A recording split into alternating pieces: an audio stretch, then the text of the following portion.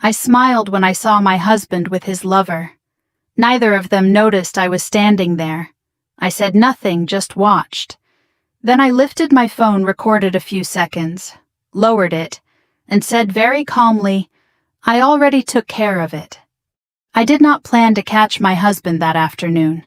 In truth, I had stopped planning anything around him months earlier, when his words began to arrive late and leave early, when his laughter became something he rationed, when our house in Norfolk, with its polite hedges and its obedient light, started to feel like a stage set that no longer needed an audience. I had errands on my list, ordinary ones, groceries, a prescription, a quick stop at the hardware store, and yet something tugged at me when I passed the cafe on Granby Street. Something subtle, a thread of unease I had learned not to ignore, and I slowed without meaning to, then stopped altogether, because through the glass I saw him. He was seated at a corner table, the one with the narrow window ledge, and he was leaning in the way he used to lean toward me, attentive, amused, as if the world had reduced itself to the small, precise distance between two people who believed they understood each other. Across from him sat a woman I had never met, or perhaps I had at a distance at a holiday party in the vague periphery of his professional life. But there in that light, she was not peripheral at all. She was central, essential, and the angle of his body made that clear in a way no words could have improved. Her hand rested near his, not touching, not yet, but close enough to promise. I stood on the sidewalk for a long moment, feeling the day move around me, the traffic, the low hum of conversation, the bright, indifferent sky.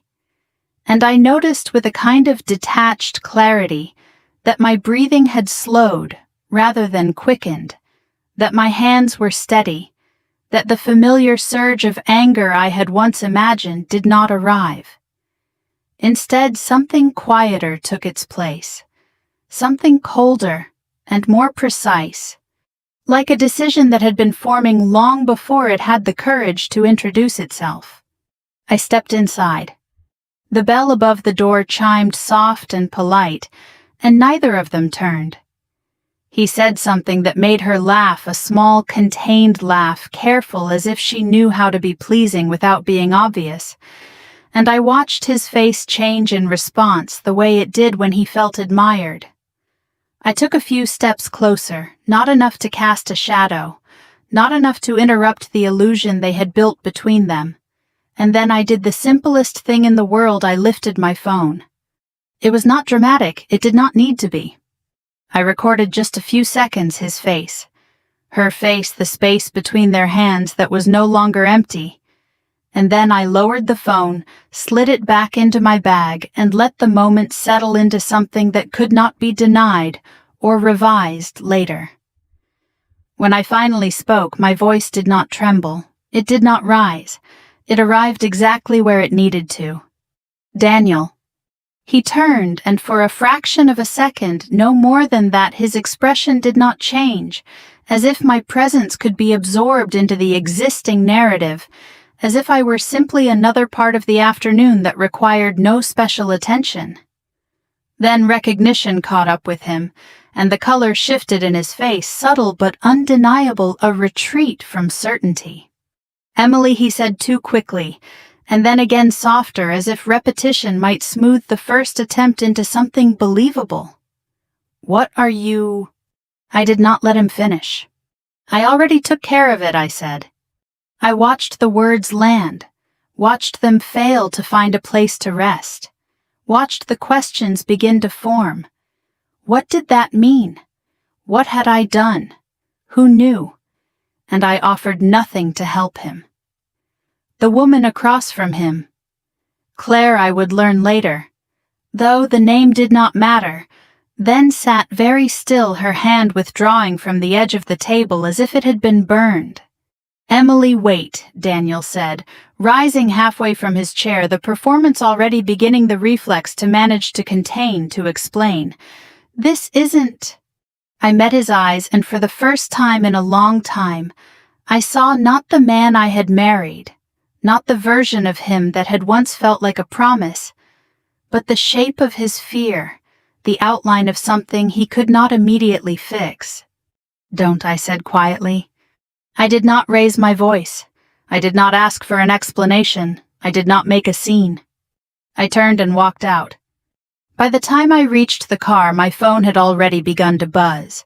First once, then again, then in a steady rhythm that suggested urgency, and I let it ring without answering because there is a difference between reaction and timing, and I had learned over the past year to respect that difference. I sat behind the wheel hands, resting lightly, and allowed myself a single measured breath before I started the engine. The drive home took 15 minutes. I knew every turn, every light, every stretch of road where the traffic slowed for no reason anyone could name, and I used that time not to replay what I had seen, but to place it within a larger pattern, one that had been assembling itself quietly piece by piece while I had pretended not to notice. The late nights, the unexplained charges on the credit card, small at first, then less so the new passwords. The careful neutrality in his tone when he spoke about his schedule. None of it had been enough on its own. Together it formed a structure that could not be ignored. Inside the house, the air felt different, though nothing had changed. The same photographs lined the hallway. The same arrangement of furniture suggested stability, and yet I moved through it with a clarity I had not possessed before, as if the illusion had finally dissolved and left the underlying reality exposed. I set my bag on the kitchen counter, took out my phone, and looked at the recording, not because I needed to confirm what I had seen, but because I needed to decide what precisely I would do with it. I already took care of it, I had said. The truth was I had begun to take care of it weeks ago. Not in a dramatic way, not in a way that would have satisfied anyone looking for immediate confrontation, but in the only way that made sense to me, methodically, quietly, with an attention to detail that left little room for error. I had spoken to a lawyer discreetly at first under the pretense of understanding options, and I had learned more in that single hour than I had in years of assuming that our shared life operated on mutual trust. I had gathered documents, bank statements, tax returns, records of accounts I had not known existed, and I had begun to map the terrain of our finances with the same care one might use to chart a coastline before a storm. I had not confronted him because confrontation would have forced me into his timing, his explanations, his version of events. I preferred my own. The phone buzzed again, and this time I glanced at the screen. Daniel, then a message, then another. I did not read them immediately.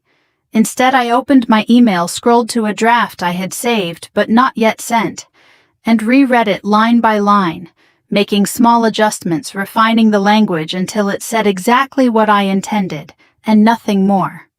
Then, with a single deliberate motion, I pressed send.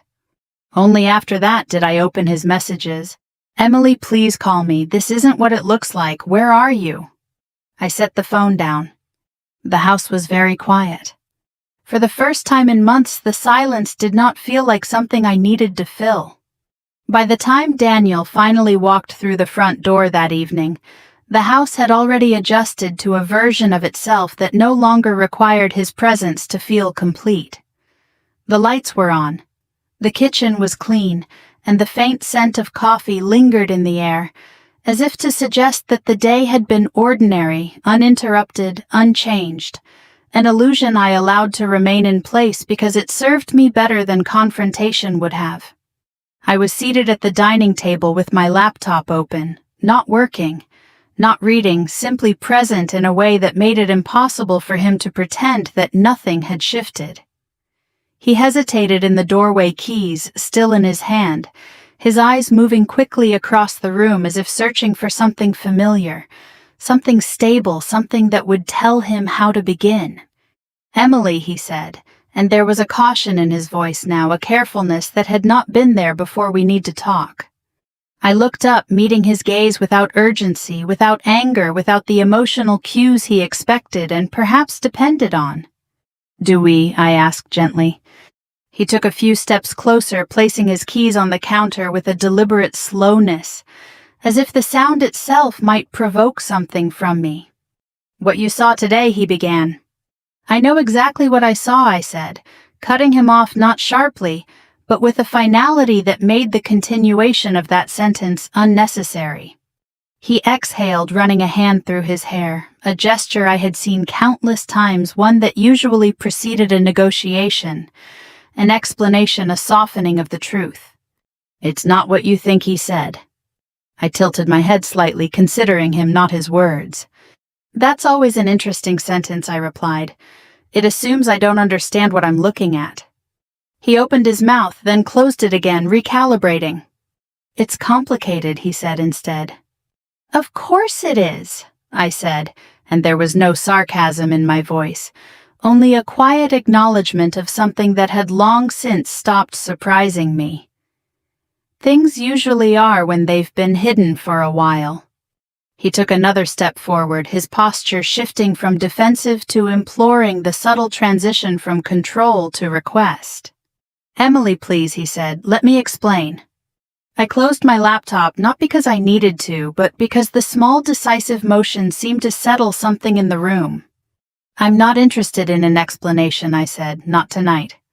His expression tightened. Then when he asked, I considered the question for a moment, not because I needed time to think, but because I wanted him to understand that the answer would not be immediate, that it would not be given on demand. "When it matters," I said. He stared at me, confusion and frustration beginning to replace the initial shock. "What does that even mean?" he asked. "It means," I said, standing slowly, "that the timing of this conversation is no longer yours to control." There was a pause then, a brief suspended moment in which the balance between us shifted in a way that neither of us could fully articulate, but both of us could feel. "Emily," he said, his voice softer now, "what did you mean earlier at the cafe?" I met his eyes again, holding the silence just long enough to let the question settle. "I meant exactly what I said," I replied. His jaw tightened. "What did you take care of?" he pressed. I walked past him, not brushing against him, not acknowledging the physical proximity, and moved toward the kitchen counter where my phone rested. "You'll find out," I said, picking it up and slipping it into my pocket. "Emily," he started. "Not tonight," I repeated. He did not sleep well that night. I could tell from the way he moved, from the quiet pacing that interrupted the stillness, from the soft glow of his phone screen that flickered intermittently in the darkness. I lay on my side, eyes closed, breathing evenly, aware of him in the way one is aware of a distant storm present, unpredictable, but no longer something that needed to be confronted directly. In the morning, I rose before him, dressed with care, and moved through the routine of the day with a precision that surprised even me. Coffee toast, the small, ordinary gestures that create the illusion of normalcy, all of it completed without hesitation. By the time he entered the kitchen, I was already seated reviewing a set of documents spread neatly before me. "What is all this?" he asked, his voice thick with sleep and something else, unease. "Paperwork," I said without looking up. He stepped closer, glancing down, and I watched from the corner of my eye as recognition began to form. "Emily," he said more sharply now, "why are you looking at our accounts?" I looked up then, meeting his gaze directly. "Because they're not just yours," I said. His expression shifted again, this time not to confusion but to something closer to alarm. "What are you doing?" he asked. I held his gaze. "I'm making sure I understand exactly where we stand," I replied. He exhaled a short, frustrated sound. "You're overreacting," he said. "Am I?" I asked quietly. He hesitated. "It was one lunch," he said, "one mistake." I let the words hang in the air, not challenging them directly, not accepting them either. "Daniel," I said finally, "you don't build something like that in a single afternoon." He looked away just for a second, and in that second I saw it, the acknowledgement, the small involuntary admission that confirmed everything without the need for further evidence. "What do you want?" he asked, his voice lower, now stripped of its earlier confidence. I folded the documents, aligning them carefully. "I want clarity," I said. "And after that?" he asked. I stood gathering the papers into a single orderly stack. "After that," I said, "I'll decide what comes next." At 9:30 my phone rang. I stepped into the hallway before answering. Emily, the voice on the other end, said, calm, professional, familiar. "Yes," I replied. "I received your email," he said. "We can move forward whenever you're ready." I glanced back toward the kitchen where Daniel stood watching me, his expression unreadable from a distance. "I'm ready," I said. When I returned, Daniel was still standing in the same place, as if movement might somehow accelerate whatever was coming. "Who was that?" he asked. I met his eyes, allowing a small, measured pause. "Someone who knows exactly what I meant yesterday," I said. His face changed then, not dramatically, not visibly enough for a stranger to notice, but enough for me. For the first time since I had known him, Daniel looked uncertain in a way that could not be quickly resolved.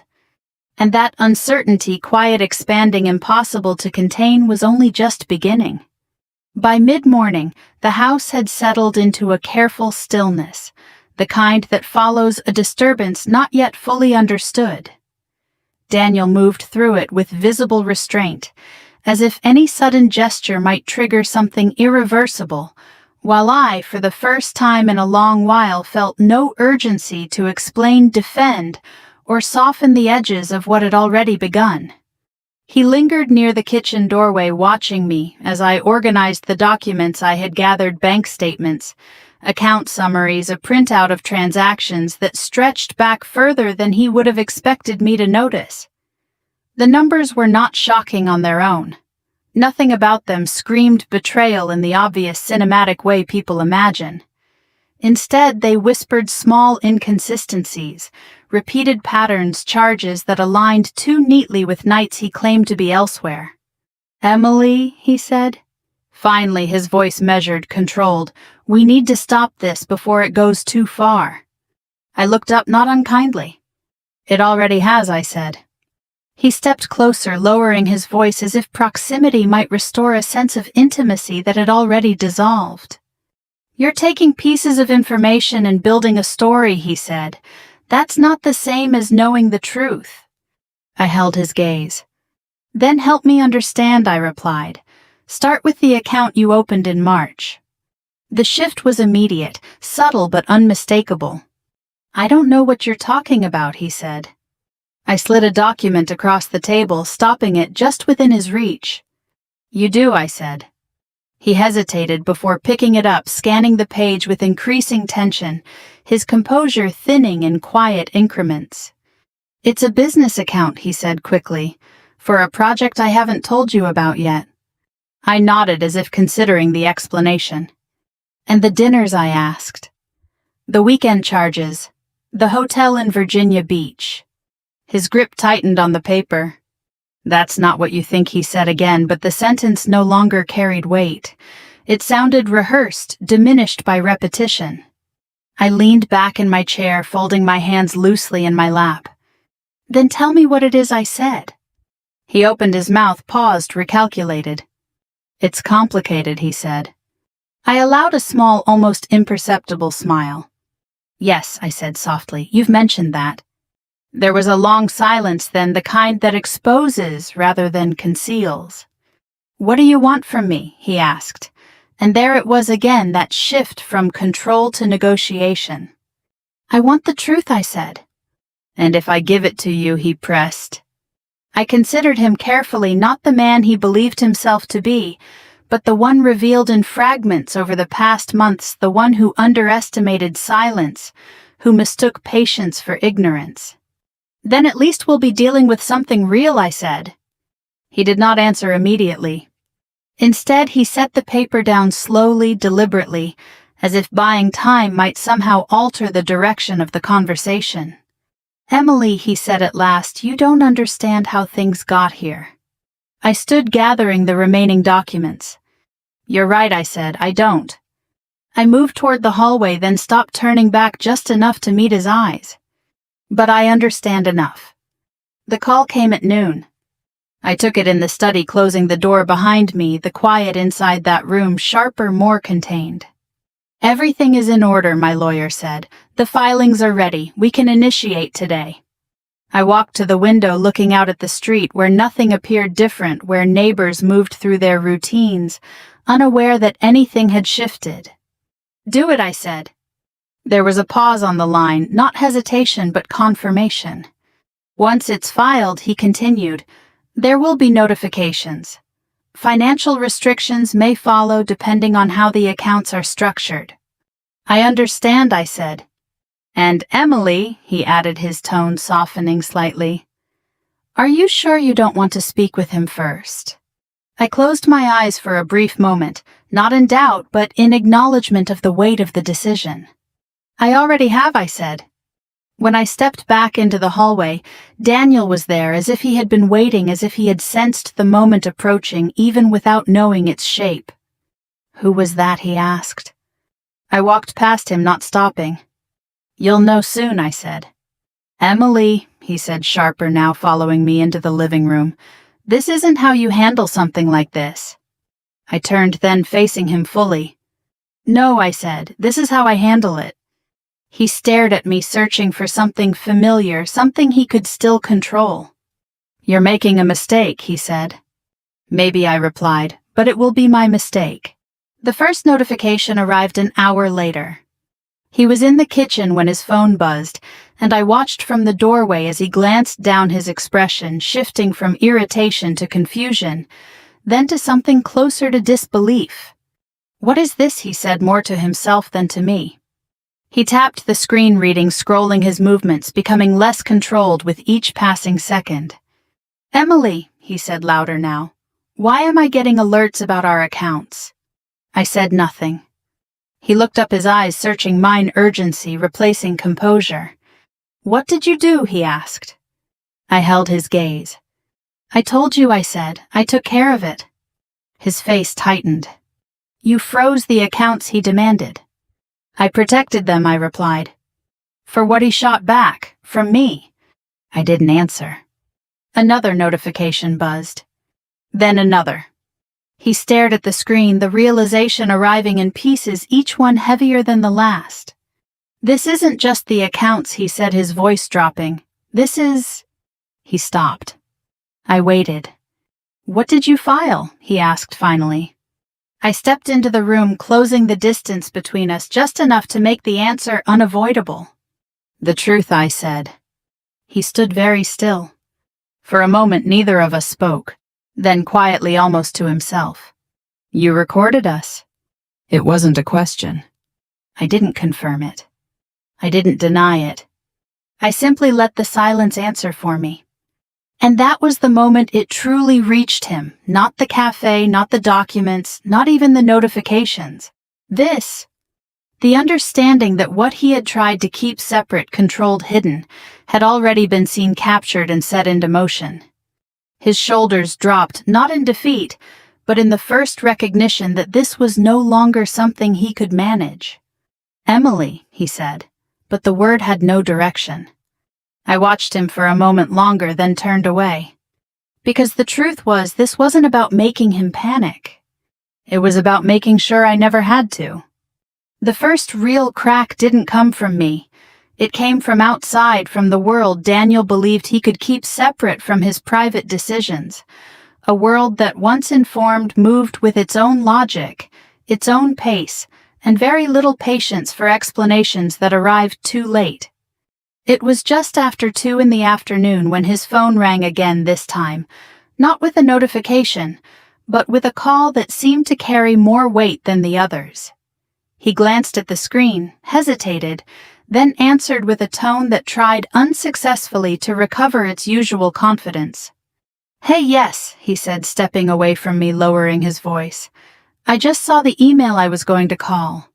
There was a pause, and I watched his posture change, the subtle tightening in his shoulders, the way his free hand pressed flat against the counter as if to steady himself. "No, that's not listen, I can explain." He continued faster now, the words beginning to overlap. "It's a misunderstanding, it's personal, it doesn't affect the—" Another pause. Longer this time. His gaze flicked toward me, then away, as if looking directly at me might confirm something he wasn't ready to accept. "I understand the policy," he said, quieter now, "but I need a chance to clarify before any decisions are made." The call ended without resolution. He stood there for a moment, phone still in his hand, staring at nothing. "What was that?" I asked, not because I didn't know, but because I wanted to hear him say it. He didn't answer immediately. "They've opened a review," he said, finally, his voice flat. "At work." I nodded once. "Of course they have."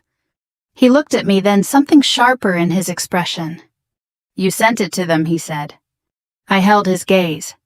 "I informed the people who needed to be informed," I replied. His jaw tightened. "You're trying to ruin me," he said. "No," I said calmly. "I'm making sure the truth exists in the places where it matters." He let out a short, disbelieving laugh. "You think this is going to help you?" he asked. "Dragging this into my job, into everything, what do you think happens next?" I considered the question not emotionally but practically. I think I said that what happens next is no longer something you get to decide alone. The rest of the afternoon unfolded in increments, each one small on its own, but together forming a pattern that was impossible to ignore. Another call, this one shorter, more direct, followed by a message that required an immediate response, then a request formal, written for documentation he could not easily provide without exposing more than he intended. I did not interfere. I did not need to. By evening, the house felt different again, not because anything physical had changed, but because the weight of what had been set in motion had begun to settle into every corner, into the spaces between conversations, into the silence that followed every unanswered question. He sat across from me at the table, his earlier urgency replaced by something more restrained, more calculated. "Why didn't you just talk to me?" he asked. It was not an accusation, not entirely. It was something closer to confusion. "I did," I said. "Not like this," he replied.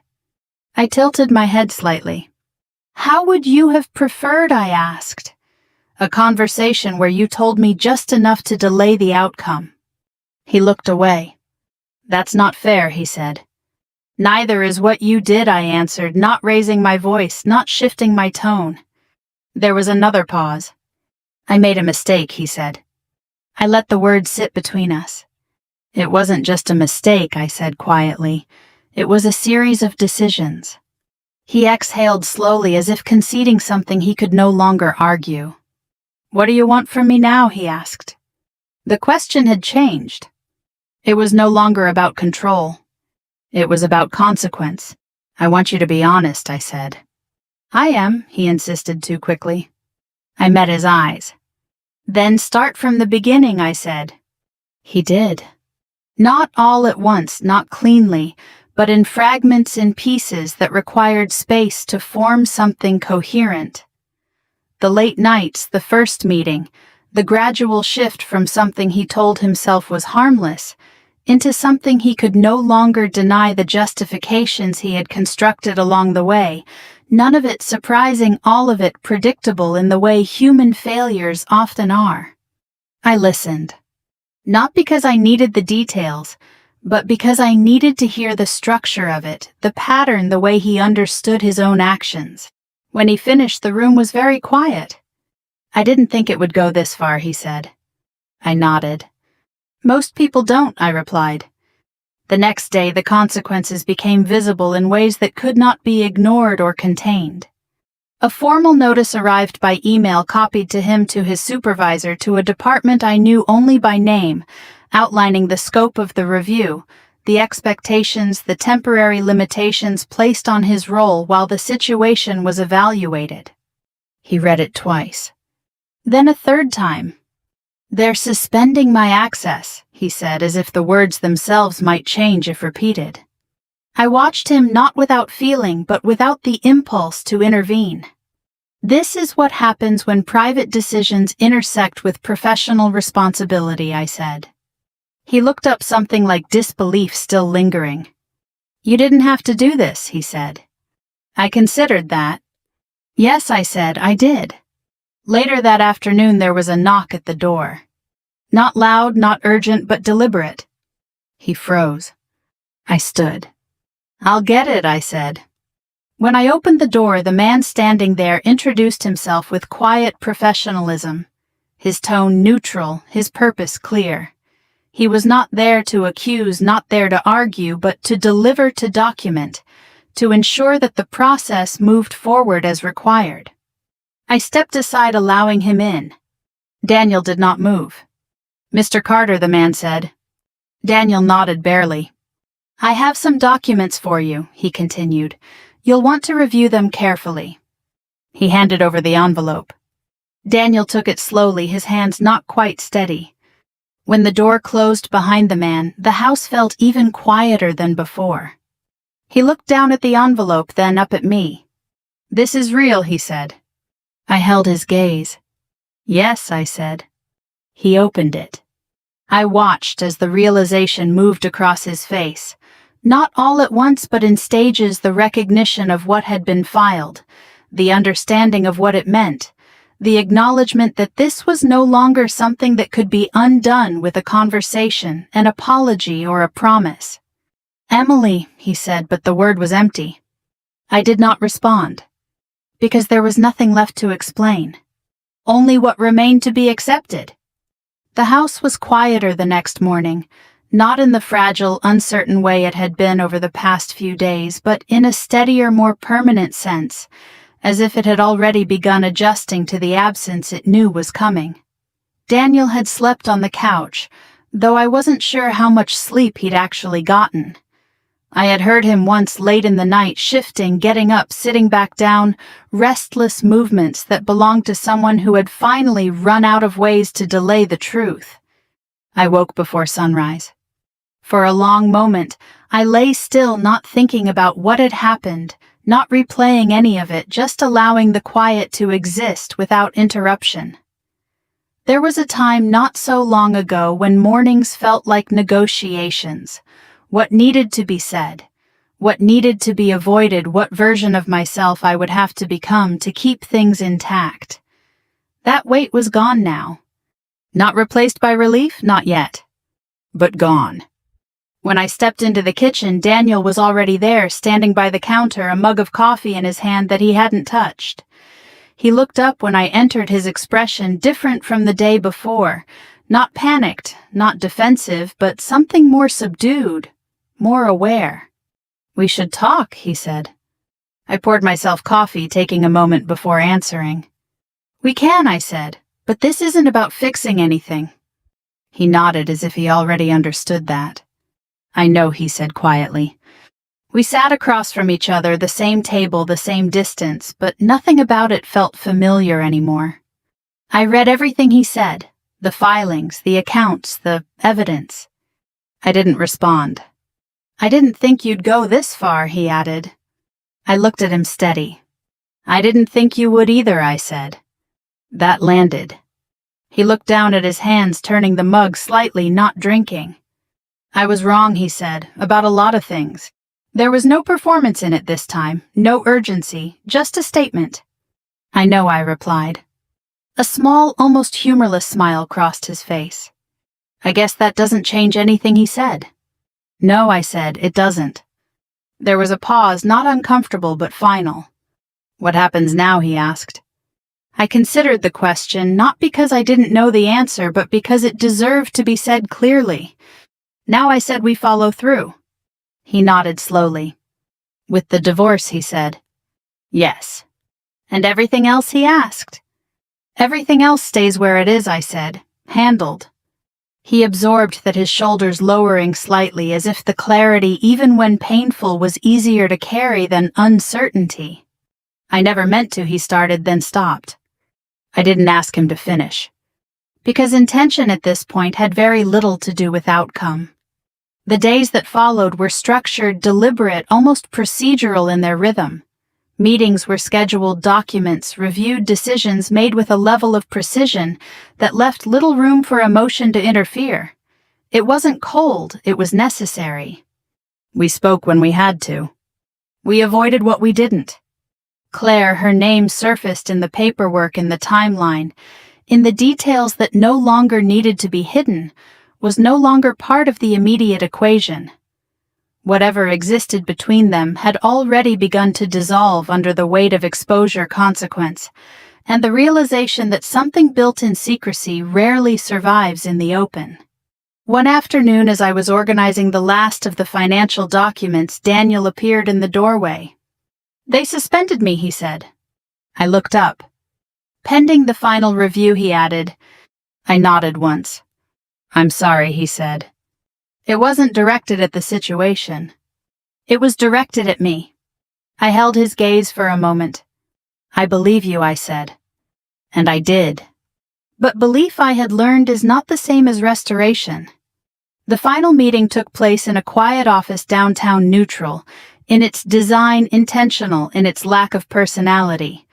2 attorneys, a stack of papers, and a process that reduced a shared life into signatures and timelines. When it was done, we walked out together, not speaking, not needing to. At the curb, he stopped. "This is it," he said. "Yes," I replied.